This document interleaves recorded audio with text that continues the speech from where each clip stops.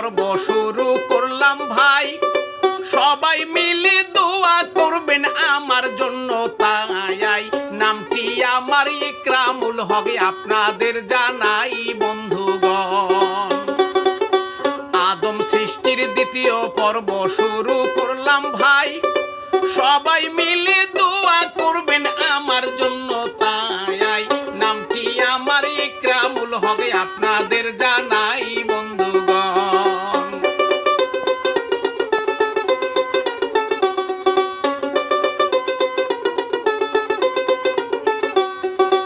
আজরাইলে আনিয়া মাটি আল্লাহর কাছে দেয়, খুশি হইয়া আল্লাহ পাকে মাটি নিল তাই। আদমকে বানাইবে আল্লাহ, শোনেন সেই বিষয় বন্ধু হে। আজরাইলে আনিয়া মাটি আল্লাহর কাছে দেয়, খুশি হইয়া আল্লাহ পাকে মাটি গুলো নেয়। আদমকে বানাইবে আল্লাহ, শোনেন সেই বিষয় ভাই রে ভাই। প্রিয় দেশবাসী, আসসালামু আলাইকুম। আমি আপনাদের মাঝে হাজির হয়েছি আদম আলাইহিস সালামের সৃষ্টির দ্বিতীয় পর্ব নিয়ে। তাই তিন ফেরেশতা যখন ব্যর্থ হয়ে গেল, আজরাইল আলাইহিস সালাম মাটি নিয়ে আল্লাহর কাছে জমা দিলেন। আল্লাহ পাকে আজরাইলের কাছ থেকে মাটি নিলেন। ধন্যবাদ।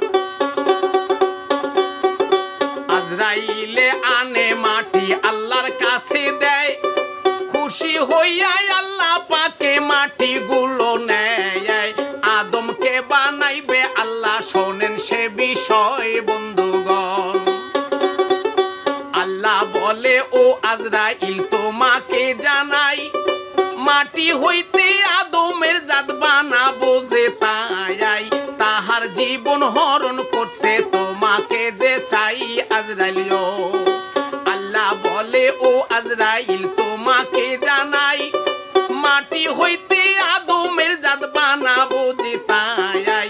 তাহার জীবন হরণ করতে তোমাকে যে তাই আজরাইল গো।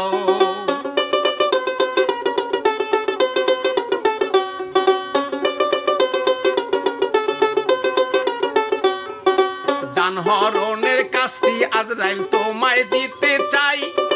কথা শুনে আজরাইল বলে আল্লাহ মালিক সায়াই, পারবো না মাওলা জানহরণে তাই মাওলা গো। জানহরণের কাজটি আল্লাহ, জানহরণের কাজটি আজরাইল তোমায় দিতে চাই।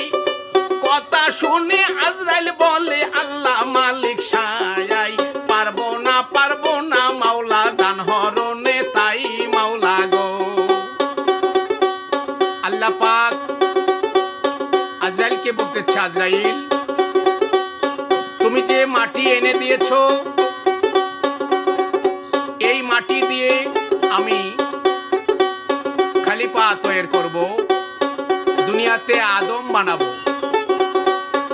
তাই তোমার একটা দায়িত্ব, যে মাটি তুমি এনে দিয়েছো, এই মাটির আদমের যে জীবন, এই জান কান্দানি করার দায়িত্ব তোমাকে নিতে হবে। জান হরণের দায়িত্ব আজরাইল তোমাকে নিতে হবে। এই কথা যখন আল্লাহ পাক আজরাইলকে বললেন, আজরাইল বললেন, ইয়া পরওয়ারদিগার, আমি মাটির হাজার কান্না শুনেও তোমার কাছে মাটি এনে দিয়েছি মাওলা, কিন্তু এই জান কান্দানি করার দায়িত্বটা তুমি আমাকে দিও না মাওলা, আমি এত বড় দায়িত্ব নিতে পারবো না। জানহরণের কাজটি আজরাইল তোমায় দিতে চাই। কথা শুনে আজরাইল বলে আল্লাহ মালিক সায়াই, পারবো না মাওলা জানহরণে তাই মাওলা গো। আল্লাহ বলে কেন আজরাইল পারবে না তুমি, আগে বলো সেই কথাটি শুনতে চাই যে আমি। আজরাইল বলে দয়ার আল্লাহ সবই জানো তুমি মাওলা গো। আল্লাহ বলে কেন আজরাইল পারবে না তুমি, আগে বলো সেই কথাটি শুনতে চাই আমি। আজরাইল বলে দয়ার আল্লাহ সবই জানো তুমি মাওলা গো।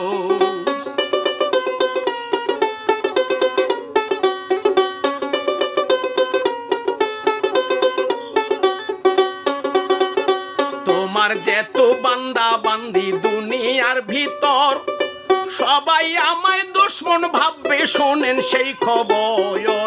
জীবন ভরে গালি দিবে আমারই উপর মাওলা গো। তোমার যেত বান্দা বান্দি দুনিয়ার ভিতর, সবাই আমায় দুশ্মন ভাববে দুনিয়ার ভিতর। জীবন ভরে গালি দিবে আমারই উপর মাওলা গো।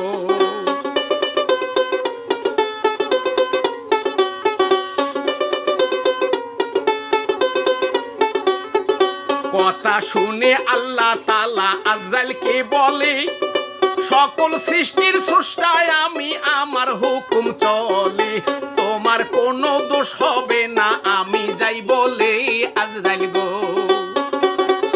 কথা শুনে আল্লাহ তাআলা আজরাইলকে বলে, সকল সৃষ্টির স্রষ্টায় আমি, আমার হুকুম চলে, তোমার কোনো দোষ হবে না আমি যাই বলে আজরাইল গো। একটি করে উসিলাতে মৃত্যু তার হবে, সেই উসিলার কথা সবাই দুনিয়ায় কবে, তোমাকে কেউ দুরবে না আর বলে যাই সবে আজরাইলিও। আজরাইল বলতেছে, পাক পরওয়ারদিগার, আমি এই কারণে তোমার জান, বান্দার জান কান্দানি করার দায়িত্ব নিতে পারবো না, কারণ পৃথিবীতে আমি বাবা থুয়ে সন্তানকে নিয়ে আসবো, সন্তান থুয়ে বাবাকে নিয়ে আসবো, বাসরাত্রে তার স্বামীকে নিয়ে আসবো, অথবা বাসরাত্রে তার স্ত্রীকে নিয়ে আসবো, শিশু সন্তান থুয়ে তার মাকে নিয়ে আসবো। এত বড় কাজ করলে তোমার বান্দা বান্দি পৃথিবীতে আমাকে গালি দিবে মাওলা, এই গালি দিবে, এই গালি আমি সহ্য করতে পারবো না, তাই এত বড় দোষ দায়িত্ব আমি নিতে পারবো না। আল্লাহ বলতেছে, আজরাইল, পৃথিবীতে যাদের জান কান্দানি করবে, আমি সকল কিছুর স্রষ্টা, আমার হুকুমে সবকিছু হবে, তুমি সেই চিন্তা করো না। আমি পৃথিবীতে কোনো একটা উসিলা ছাড়া কাউকে নেব না। হয়তো কেউ অগ্নিতাপে পোড়া দিয়ে মারা যাবে, কেউ পানিতে ডুবে মারা যাবে, কেউ অসুখে মারা যাবে, সেই দোষ হবে, তোমার কোনো দোষ হবে না আজরাইল।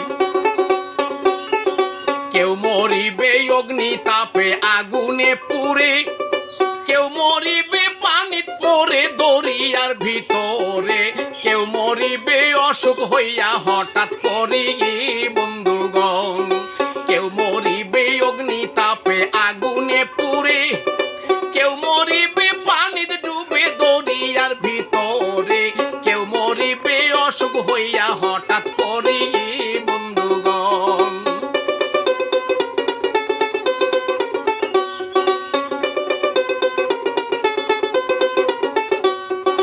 কথা শুনে আজরাইল তখন রাজি হইয়া যায়, আজরাইলকে ডাক দিয়া তখন বলতেছেন আল্লাহ, মাটি নিয়ে আখর আজরাইল তায়েফ আর মক্কায় আজরাইল গো।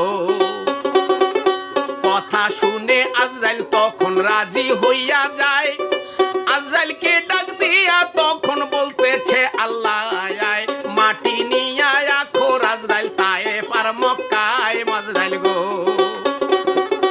আজরাইল যখন রাজি হয়ে যায়, আল্লাহ পাক আজরাইলকে বলল, আজরাইল, তোমার সমস্ত মাটিগুলো পৃথিবীর তায়েফ আর মক্কার মধ্যস্থলে রেখে দাও। আল্লাহর হুকুম পাইয়া আজরাইল কোন কাম করিল, মক্কার মাঝে যাইয়া মাটি রাখিয়া দিল। তারপরে তে শুনেন ভাইরে কি কাম ঘটিল বন্ধুগণ। আল্লাহর হুকুম পাইয়া আজরাইল কোন কাম করিল, মক্কার মাঝে যাইয়া মাটি রাখিয়া দিল। তারপরে তে কি ঘটিল শোনেন বন্ধু ও বন্ধুগণ।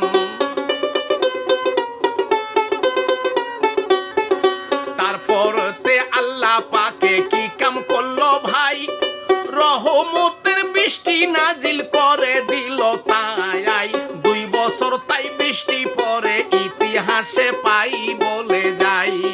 তারপরেতে আল্লাহ পাকে কি কাম করলো ভাই, রহমতের বৃষ্টি ধারা পড়েছিল তাই, 2 বছর তাই বৃষ্টি পরে ইতিহাসে পাই বলে যাই। আজরাইল আলাইহিস সালাম যখন মক্কা আর তায়েফে মাটি রাখি দিলেন, আল্লাহ পাক রহমতের বৃষ্টি নাজিল করলেন। ইতিহাস প্রমাণ দিয়েছে এই বৃষ্টি 2 বছর পড়া শুরু করলেন। 2 বছর কেমন? আজকে আমাদের পৃথিবীতে যেমন 30 দিনে 1 মাস, 12 মাসে 1 বছর, আর হাসরের দিনে হবে, সেই দিনের হিসাব হবে 50,000 বছরটায় 1 দিন। আজকের 50,000 বছরে আল্লাহ পাকের সেই দিন হবে 1 দিন। এই 1 দিন হিসাবেই 2 বছর আল্লাহ পাক বৃষ্টি নাজিল করলেন, রহমতের বৃষ্টি। এই রহমতের বৃষ্টি নাজিল করলেন মক্কা আর তায়েফের মধ্যে যে আদম সৃষ্টির মাটি আজরাইল রেখে দিয়েছেন, এই বৃষ্টিতে 2 বছর লাগলেন শুধু মাটি ভিজতে। বৃষ্টি পাইয়া মাটি তখন কাদা হইয়া যায়, 4 বছর ধরিয়া মাটি ভেজে ওই জায়গায়, 6 বছরে আবার শুকনা একরামুল হক গায় বন্ধুগণ। বৃষ্টি পাইয়া মাটি তখন কাদা হইয়া যায়, 4 বছর ধরিয়া মাটি ভেজে ওই জায়গায়, 6 বছরে আবার শুকনা একরামুল হক গায় বন্ধুগণ।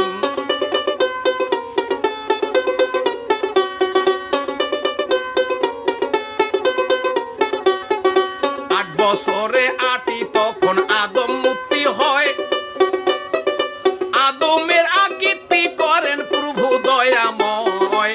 এই কথা নয় কবির কথা, ইতিহাসে রয় বন্ধুগণ। 8 বছরে মাটি তখন আদম মুক্তি হয়, আদমের আকৃতি করেন প্রভু দয়াময়।